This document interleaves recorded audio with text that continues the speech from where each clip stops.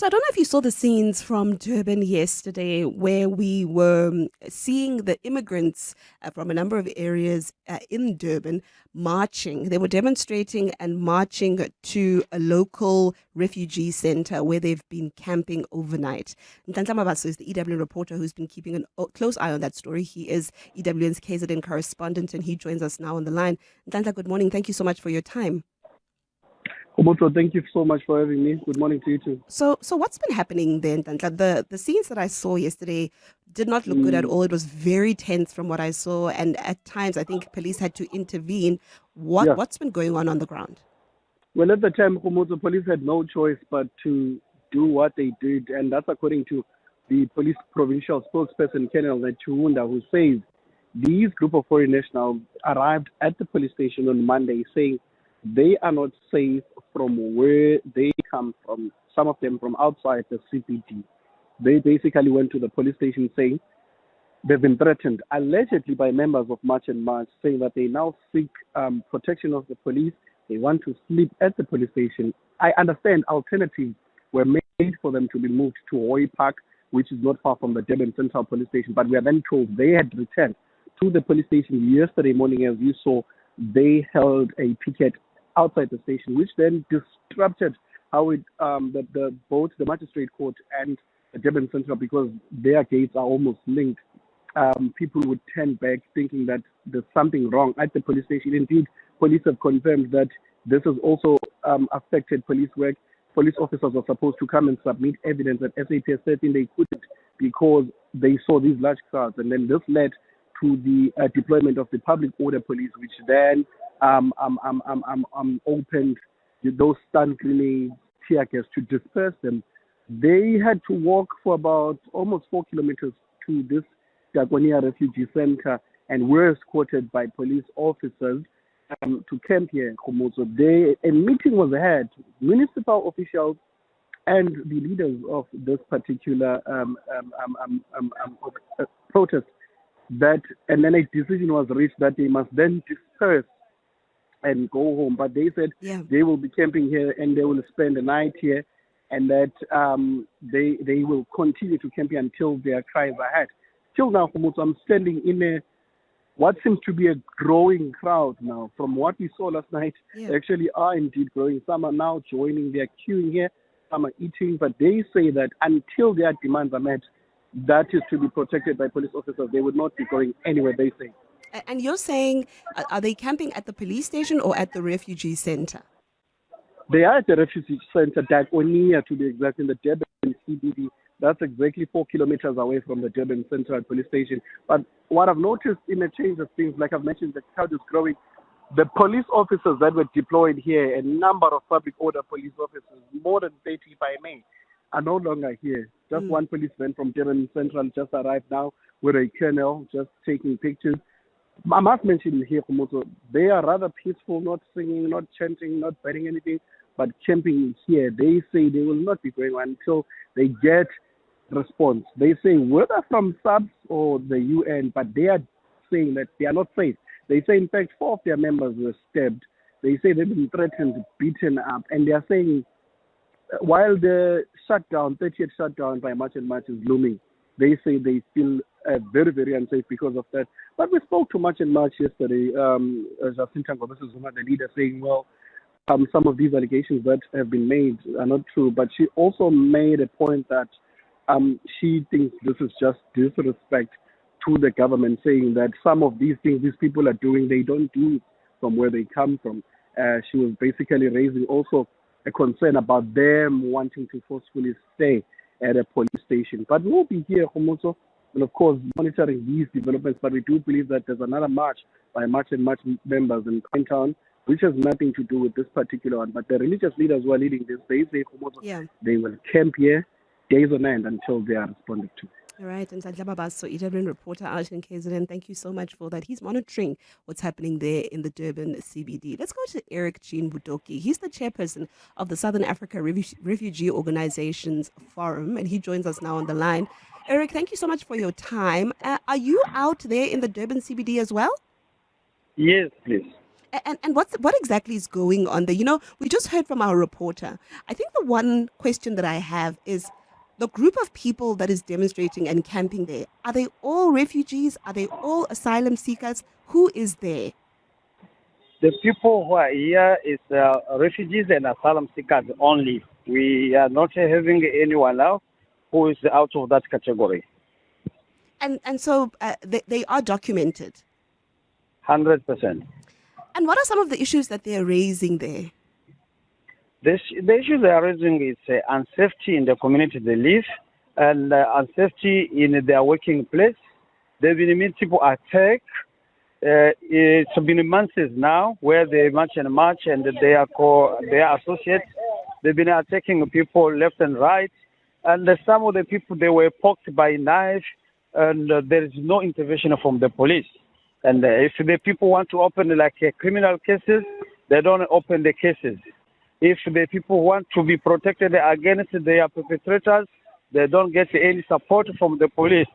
So that is it makes their life hard. And to finalize on that aspect, on the 14th, 15 people were stabbed by knife in different areas of Durban on those who are working on the street. So it instituted a general fear among the community of refugee and asylum seekers. That's why they opt to come together and sought for safety from the state. And I mean, I know that you're also outside the police station, but also outside a refugee center. Ultimately, what do you want to see happen? Do you want a recommitment from the police? Or what do you want to see happen? Let me give you clarity on that.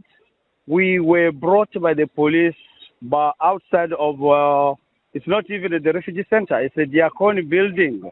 It's a Diakon building where the police, they brought us. We went to sort, we know that the protection should be guaranteed to us by the police.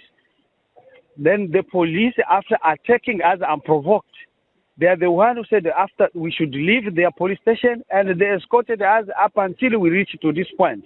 And when we got to this point, they told us to leave here, and they are still here. So that's why we are here. We are brought by the police, but we did not come we want assistance from both sides. Yeah, but what I'm asking is, what's it going to take for you to leave there and go back to where you were living, where your homes? What do you need from the police? We will leave here to go to a place of safety. Whatever shelter they can provide for people, where they know they will guarantee their safety, it's when we live here. But people are ready to sleep or to stop on the street if there's no safety guarantee to them. And does that mean you don't want to go back to where you've been living? The communities that you've been in? The majority, they are not ready to go back on where they were living because they feel unsafe there. And are you going to be handing a memorandum to someone? What's the plan? The plan, I think we may hand the memorandum to someone, but that's the thing we can think of. But at the moment, we want stakeholders who are in charge of our safety to come on board and provide that safety people want. That's the only thing we want. All right, Eric Jean Butok, he's the chairperson of the Southern African Refugee Organizations Forum, insisting that they will camp there. I think it's tricky because it's difficult. I mean, so they want to be taken to shelter, somewhere safe. And also their concern is that when they do approach the police about unlawful acts and crimes, they say that the police do not take them seriously because they are foreign nationals. We're going to be speaking to Jacinta Ngobese-Zuma from March and March in just a bit about what's going on there as well. It's 20 minutes past 10 and we're continuing with our conversation on what's been happening, the tensions in Durban. Joining me now is Jacinta Ngobese-Zuma from March and March. Jacinta, thank you so much for your time. Good morning. Good morning. Thank you so much for the opportunity. Maybe I just want to start with what's been said by the demonstrators. So this is the asylum seekers as well as the refugees that are there protesting. They are saying that ever since March and March started having their marches and having their demonstrations, their safety has been compromised and they've been experiencing crimes from people. Some of them have been stabbed, and they are attributing this to March and March's demonstrations in the Durban area. What's your response to this? Look, I think there's two issues there. First of all, we need to determine the people who claim that they're refugees and asylum seekers. who are claiming that they are being abused in the country, because we know all of them throw the an asylum in the position of being victims. Can you hear me? I can hear you now. Yeah, go ahead. Okay, sorry. So I'm saying that the second part of that is that these people were at the police station for 2 days now. Today is going to be the third day.